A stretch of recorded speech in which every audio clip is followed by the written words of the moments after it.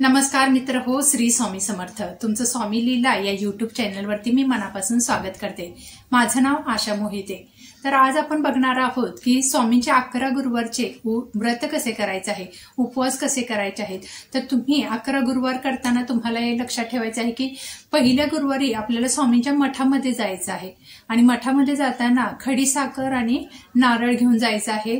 एखादं गुलाबाचं फूल घेऊन जा तुम्ही किंवा चाफ्याचं फूल घेऊन जा, तुम्ही कोणतंही फूल एक घेऊन जाऊ शकता आणि खडी साखर आणि नारळ घेऊन जायचं आहे आपल्याला। आणि स्वामींना मठामध्ये गेल्यानंतर आपल्याला विनंती करायची आहे, सांगायचं आहे की स्वामी मी आता 11 गुरुवार हे व्रत करत आहे, आजपासून सुरुवात करत आहे। तर हे माझे 11 गुरुवारचे व्रत हे निर्विघ्नपणे पूर्ण होत आहेत आणि तुम्हाला स्वामींना सांगायचं आहे, आशीर्वाद घेऊन यायचा आहे। तर हे जे तुम्ही ठेवता मठामध्ये आपल्या नारळ आणि खडी साखर, तर याला संकल्प म्हणत नाहीत।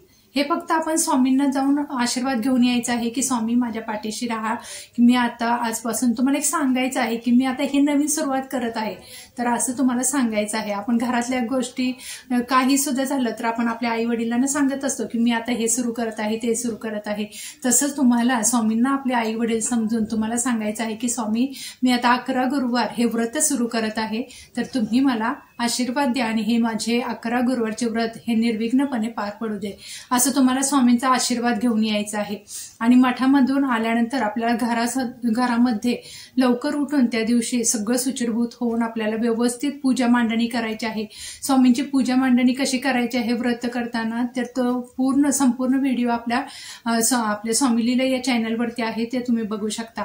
आणि पूर्ण आता थोडक्यात सांगायचं म्हणजे तर तुम्हाला एखादा नारळ ठेवायचा आहे, स्वामींना अभिषेक वगैरे करायचा आहे त्या दिवशी। आणि तुम्ही अभिषेक करताना श्री स्वामी समर्थ, श्री स्वामी समर्थ हा नामजप म्हणायचा आहे। हा कंटिन्यू तुम्हाला नामजप स्वामींचा अभिषेक करताना करायचा आहे। नंतर एखादं फुलं वगैरे व्हायचे आहेत, नंतर फळ ठेवायचं आहे, खडी साखर ठेवायची आहे आणि स्वामींना पुरणपोळी वगैरे आवडतात तर ते तुम्ही गोड नैवेद्य म्हणून ठेवू शकता। आणि अशा रीतीने तुम्हाला पूर्ण अभिषेक करून झाल्यानंतर तुम्हाला एक नारळ ठेवायचा आहे। पूजेमध्ये कधी सुद्धा आपण पारायण वगैरे सुरू करतो किंवा काय संकल्प करून काहीतरी सुरू करतो पारायण, तर तेव्हा आपल्याला एक नारळ स्वामींच्या बाजूला ठेवायचा आहे आणि त्याला आपल्या मनातली इच्छा बोलायची आहे की स्वामी माझं असं असं आहे, माझी ही इच्छा आहे, ही इच्छासाठी या इच्छेच्या पूर्तीसाठी मी हे स्वामी चरित्र सारामृतचे व्रत करत आहे किंवा 11 गुरुवारचे तुमचे स्वामींचे व्रत करत आहे। अशा रीतीने तुम्हाला स्वामींना सांगायचं आहे आणि ही सुरुवात करायची आहे। पूजेची मांडणी अगदी सोपी आहे, फक्त एक नारळ ठेवायचा आहे, स्वामींना अभिषेक घालून स्वामींना तुमची मूर्ती वगैरे ठेवायची आहे। माझ्या सर्व स्वामी भक्तांना ही विनंती आहे की तुम्हाला स्वामींचे अभिषेक आणि मूर्ती, स्वामींचे अभिषेक करण्यासाठी मूर्ती ही असावीच। आपण स्वामी सेवेकरी आहोत तर तुम्हाला मूर्ती एक छोटीशी का होईना तुम्हाला एक मूर्ती घेऊन यायची आहे स्वामींची। आणि तुम्हाला फोटो सुद्धा एखादा ठेवायचा आहे, मूर्ती नसेल तर तुम्ही फोटो ठेवा। तर दोन्हीतलं तुमच्या घरामध्ये काहीतरी पाहिजेच। बघा मित्र हो, आपल्या घरामध्ये जर स्वामी असतील तर नक्कीच आपल्याला एक पाठबळ निर्माण होतं। आपण कधी सुद्धा आपण पूजा करत असतो किंवा घरामध्ये असतो तर स्वामींना बघितलंच तरी आपल्याला असं वाटतं की हा बाबा कोणतरी आहे आपल्या पाठीशी, म्हणून कायम आपल्याला असं काहीतरी पाठिंबा खंबीरपणे कोणतरी उभा असलेला आपल्याला जाणवत असतं। आपण दुःखामध्ये स्वामींच्या जवळ जाऊन बसतो, स्वामींना बोलतो, स्वामी माझं हे झालंय, स्वामी माझं ते झालंय, परंतु आपण सुखामध्ये सुद्धा स्वामींना सहभागी केलं पाहिजे। आणि अशा रीतीने तुम्ही स्वामींची सेवा करायची आहे, स्वामींना आर्ततेने बोलवायचं आहे। आपल्या घरामध्ये स्वामी आहेत म्हणजे आपल्या एखाद्या आई वडिलांसारखंच आपण त्यांना जपायचं आहे, त्यांच्याशी बोलायचं आहे। प्रत्येक कार्य झाल्यानंतर स्वामींना सांगायचं आहे की स्वामी हे तुमच्यामुळे झालं, हे तुमच्या आशीर्वादामुळे शक्य झालं। बघा तुमची लगेच किती पण अडकलेली कामं असू देत तुमची ती पूर्ण होणारच आहेत। तर अशा रीतीने तुम्हाला स्वामींची ही सेवा करायची आहे। आणि 11 गुरुवारची सेवा म्हणजेच पहिल्या गुरुवारी तुम्हाला संकल्प करायचा आहे। तुमचे पूर्ण अभिषेक वगैरे सगळं झाल्यानंतर, नारळ वगैरे ठेवल्यानंतर, पूर्ण पूजाविधी नंतर तुम्हाला तामणामध्ये आपल्याला हातामध्ये, उजव्या हातामध्ये, आता तुम्हाला हा हात माझा डावा दिसत असेल कारण समोरासमोर फ्रंट कॅमेऱ्यानं आपलं शूट चाललं आहे म्हणून, तर हा जो उजवा आहे त्या हातामध्ये आपल्याला पाणी घ्यायचं आहे, अक्षता घालायच्या आहेत, फुलं आणि फुलं हळदी कुंकू थोडंसं टाकायचं आहे, अक्षतामध्ये आपण घालतोच। तर अशा रीतीने आपल्याला पूर्ण डोळे बंद करायचे किंवा स्वामींच्याकडे चरणाकडे बघायचं बघायचं आहे, स्वामींना सांगायचं आहे की मी या गोष्टीसाठी, माझ्या ह्या इच्छापूर्तीसाठी हा संकल्प करत आहे आणि माझी हे 11 गुरुवारची मी सुरुवात करत आहे, तर तुम्ही हे निर्विघ्नपणे माझं 11 गुरुवार माझ्याकडून करून घ्या, असं स्वामींना तुम्हाला विनंती करायची आहे. बघा मित्र हो, नक्कीच स्वामी तुमच्या पाठीशी राहतील आणि तुमच्याकडून निर्विघ्नपणे ही सेवा करून घेतील. म्हणून आपल्याला स्वामींना प्रार्थना, संकल्प हा पहिल्याच वेळेला करायचा आहे. संकल्प दर गुरुवारी करायचा नाही. आणि कोणाकोणाला उपवास नाही जमत आहे तर नका, तुम्ही फक्त पूजाविधी वगैरे करू शकता. तर या आता गुरुवारी 11 गुरुवारी तर तुम्हाला काय सेवा करायची आहे, तर आपल्याला स्वामींना अभिषेक तर करायचाच आहे. त्यानंतर स्वामींच्या 11 माळी जप करायचा आहे. तुमच्या 11 गुरुवारमध्ये 11 माळी जप आला पाहिजे. 11 वेळेला तारक मंत्र बोलायचा आहे आपल्याला. आणि नंतर आपल्याला स्वामी चरित्र सारामृत, आता इथं माझ्याकडे पुस्तक आहे, हा जो ग्रंथ आहे स्वामी चरित्र सारामृत, हा तुम्हाला ग्रंथ वाचायचा आहे. हा पूर्ण पाठ एका दिवसात आपल्याला करायचा आहे. हा पूर्ण पाठ करणे म्हणजे ह्याच्यामध्ये तुम्हाला माहिती आहे की 1 ते 21 अध्याय असतात, तर हा 1 ते 21 अध्याय तुम्हाला वाचायचे आहेत. एका बैठकीमध्ये तुम्हाला हा पाठ करायचा आहे. शक्य असल्यास तर एका बैठकीमध्येच करा. ज्यांची लहान लहान मुलं आहेत त्यांना शक्य नाही, त्यांनी शक्यतो लवकर उठून हे करण्याचा प्रयत्न करा. म्हणजे कसं, एका बैठकीत एक पाठ झाला तर हा पाठ वाचताना तुम्हाला, मला वाटते जवळजवळ 1.5 ते 2 तास लागतात. आता नवीन सेवेकरी असतील तर 2 तास लागतील. जर हे कंटिन्यू वाचणारी लोक असतील तर त्यांना 1 ते 1.5 तासामध्ये हा पाठ होऊन जातो. तर आपण आता हा पाठ 3-3 अध्याय वाचले तर चालतो का, तर नाही.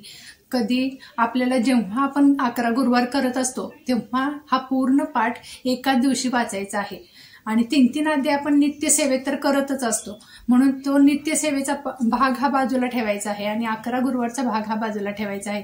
म्हणून तुम्हाला 11 गुरुवारमध्ये एक पाठ हा पूर्ण करायचा आहे. शक्यतो तुम्ही एका बैठकीत करा. आता तुम्हाला सकाळचं नाही जमत आहे, सगळ्या गृहिणी असतात किंवा ऑफिसला जाणारे असतात, जे ऑफिसला जाणारे आहेत त्यांनी सकाळी पहाटे उठून केलं तरी सुद्धा चालतं. जर त्यांना शक्य नाही, ज्या छोटी मुलं आहेत किंवा घरामध्ये भरपूर लोक आहेत, खूप कामं असतात गृहिणींना, तर त्यांनी दुपारच्या वेळेस सुद्धा हे वाचलं तरी सुद्धा चालेल. तुम्ही 1-1.5 वाजता जरी बसला तर 2-2:30 वाजेपर्यंत हे पूर्ण ग्रंथ तुम्हाला वाचता येऊ शकतो. पूर्ण ग्रंथ वाचायचा आहे आपल्याला. तर अशा पद्धतीने आपल्याला 11 गुरुवारी 11 पाठ वाचायचं आहे. ते सुद्धा आपल्याला पुण्य भेटतं बघा, की 11 गुरुवारी आपल्याला 11 पाठ आपले स्वामी चरित्र सारामृतचे होत असतात. तर पुढचं म्हणजे आपल्याला ग्रंथ हवाच आहे. आता कोणी विचारतं ताई की ग्रंथ वाचायचाच का, तर हो, तुम्हाला ग्रंथ सहजासहजी आपल्या Amazon वगैरे असे आहेत तिथे पण भेटेल, किंवा नारळवाले फुलवाल्याच्या दुकानात आता स्वामी चरित्र सारामृत हा ग्रंथ मठामध्ये केंद्रामध्ये सुद्धा भेटतो. नाही भेटला तर तुम्ही Amazonवर किंवा कुठेही सुद्धा ऑनलाईन सुद्धा ऑर्डर करू शकता. अशा रीतीने तुम्ही हा ग्रंथ मागायचा आहे.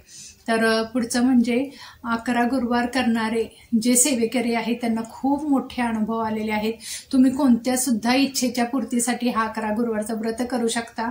म्हणजे तुम्हाला संतान प्राप्ती पाहिजे असेल, किंवा नोकरी व्यवसायासाठी हवी असेल, किंवा लग्न विवाहासाठी पाहिजे असेल, तर कोणत्याही गोष्टीसाठी संकल्प करून तुम्ही हे 11 गुरुवारचे व्रत स्वामींचे करू शकता. तर नंतर म्हणजे 11 यामध्ये काय काय सेवा करायची आहे मी सांगितलंच आहे, की 11 वेळेला तारक मंत्र म्हणायचा आहे. 11 वेळेला श्री स्वामी समर्थ हा मंत्र जाप करायचा आहे आणि श्री स्वामी चरित्र सारामृत याचं पूर्ण एक पाठ त्या दिवशी करायचा आहे. एवढी 3च सेवा तुम्हाला करायची आहे या दिवशी, स्वामींना अभिषेक वगैरे करून. आणि संकल्प करायचा आहे. मेन म्हणजे संकल्प आपल्याला करून ही सेवा सुरू करायची आहे. आणि यामध्ये नियम काय आहेत, तर मांसाहार तर करायचा नाही. आता 11 गुरुवार म्हणले की 3 महिने तर जाणारच, तर तुम्हाला मांसाहार करायचा नाही या याच्यात. तर ब्रह्मचर्याचे पालन तुम्ही फक्त गुरुवारी तरी नक्कीच करू शकता. तर त्यावेळेला तरी तुम्ही ब्रह्मचर्याचं पालन करायचं आहे. आणि मांसाहार मात्र 3 महिने तुम्ही वर्ज्य करा, खाऊच नका बिलकुल. काही होत नाही, नाही खाल्लं तर 3 महिने. आपण एवढं खूप इच्छेनं जर तुम्ही जितकी श्रद्धा स्वामींच्या वरती द्याल तेवढं तुम्हाला फळ मिळणार आहे. खूप मोठं फळ मिळतं स्वामींच्या या आराधनेनं, म्हणून तुम्ही ते करून बघा. घरातले लोक ऐकत नाहीत असं म्हणतात की घरातले लोक ऐकत नाहीत, तर तुम्ही त्यांना करून घाला, काही प्रॉब्लेम नाही. तुम्ही त्यांना काही हवं ते करून घाला मांसाहार, पण तुम्ही खाऊ नका, कारण तुमचं पारायण सुरू आहे. घरातल्या एका व्यक्तीने जरी खूप छान सेवा केली तर त्याचं फळ हे आपल्या घरातल्या सर्व लोकांना मिळत असतं. म्हणून तुम्ही बिनधास्तपणे घरातल्या लोकांना खाऊ घाला, कारण घरातली लोक 3 महिने थांबणारच नाहीत, माहीत आहे. तर त्याच्यामुळे तुम्ही घरातल्या लोकांना द्या, तुम्ही फक्त खाऊ नका. जे लोक पारायण करतात त्यांनी नक्कीच हा नियम पाळा. पुढचं म्हणजे आपण बाहेर गावी वगैरे जातो तर काय करायचं. तर बाहेर गावी गेलं तर शक्यतो हा उपवास आपण पकडायचा. तुम्हाला तिथे जर शक्य आहे जाणं, गेल्यानंतर सेवा करणं, तर त्या सेवा करायच्या आहेत, परंतु तुम्हाला पूजेची मांडणी त्यावेळेला करता येणार नाही. म्हणून तो उपवास पकडायचा नाही, गृहीत धरायचा नाही. म्हणजे उपवास पकडायचा आहे, तुम्हाला सेवा सगळ्या करायच्या आहेत, पण तुम्हाला तो उपवास गृहीत धरायचा नाही. म्हणून एक्स्ट्रा आपल्याला 1 गुरुवार पुढचा करायचा आहे. आता मासिक धर्म येतो, तर स्त्रियांना मासिक धर्म आला की तरी सुद्धा तुम्ही उपवास पकडा, फक्त सेवा तर त्या दिवशी तुम्हाला काहीच करता येणार नाहीत. म्हणून त्या सेवा तुम्ही नाही करायच्या आणि एखादा एक्स्ट्रा गुरुवार तुम्हाला करायचा आहे. एवढं झालं. किंवा सुतक आलं, विटाळ आला, काय आलं तर ते सुद्धा तुम्हाला एक्स्ट्रा 1 गुरुवार करायचा आहे. जास्तीचा 1 गुरुवार करून मग तुम्हाला हे आपल्याला 11 गुरुवार पूर्ण करायचे आहेत.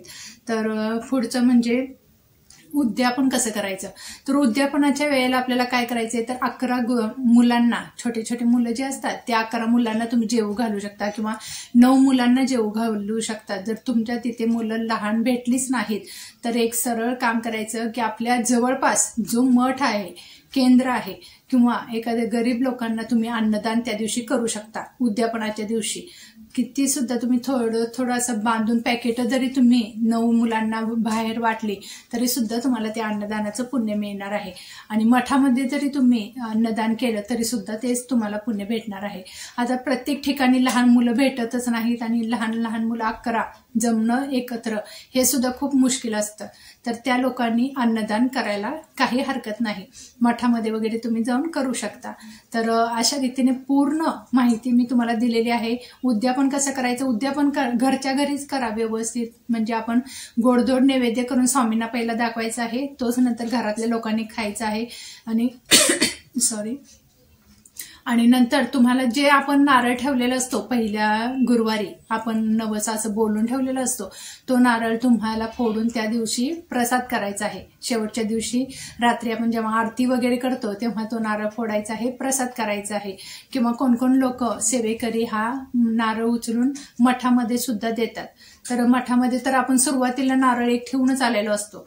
तर त्याच्यामुळे हा जो नारळ आहे तो तुम्ही घरामध्ये गोडधोड करून खाऊ शकता. अशा रीतीने तुम्हाला पूर्ण 11 गुरुवार हा उपवास पकडायचा आहे. आणि खूप छान रीते जर तुम्ही ही सेवा केली तर नक्कीच तुम्हाला त्या 11 गुरुवारचा अनुभव येणार आहे. खूप सेवेकरांना हा 11 गुरुवारचा अनुभव आलेला आहे. 9 गुरुवार सुद्धा असेच करायचे आहेत, फक्त त्याची संख्या कमी असते आणि याची 11 गुरुवारची संख्या असते. म्हणून बाकीचं सगळं तुम्हाला व्रत आणि सेवा हे एकच आहे, 9 गुरुवारची पण आणि 11 गुरुवारची पण. स्वामी चरित्र सारामृतचे हे पारायण कसे करायचं त्याचा संपूर्ण व्हिडिओ पूजेच्या मांडणीचा माझ्या स्वामीलीला चॅनलवर आपल्या आहेच. मी या व्हिडिओच्या शेवटी सुद्धा तुम्हाला ती लिंक प्रोव्हाइड करते, तर तुम्ही नक्कीच ती सुद्धा मांडणी बघा. गुरुचरित्राचं पारायणची मांडणी कशी करायची ते सुद्धा मी लिहून दिलेलं आहे, ते सुद्धा तुम्ही बघू शकता. तर अशा रीतीने संपूर्ण माहिती मी आज इथे दिलेली आहे. तर तुम्हाला व्हिडिओ कसा वाटला आजचा हे मला नक्की कमेंट करून सांगा. कमेंटमध्ये श्री स्वामी समर्थ लिहायला विसरू नका. स्वामी तुमच्या सगळ्या चांगल्या इच्छा पूर्ण करू देत ही स्वामीचरणी प्रार्थना. व्हिडिओ आवडला असेल तर नक्कीच लाईक करा, सबस्क्राईब करा आणि आपल्या प्रियजनांपर्यंत नक्कीच शेअर करा. तुम्हाला असेच व्हिडिओ नवीन नवीन बघायला मिळतील आता.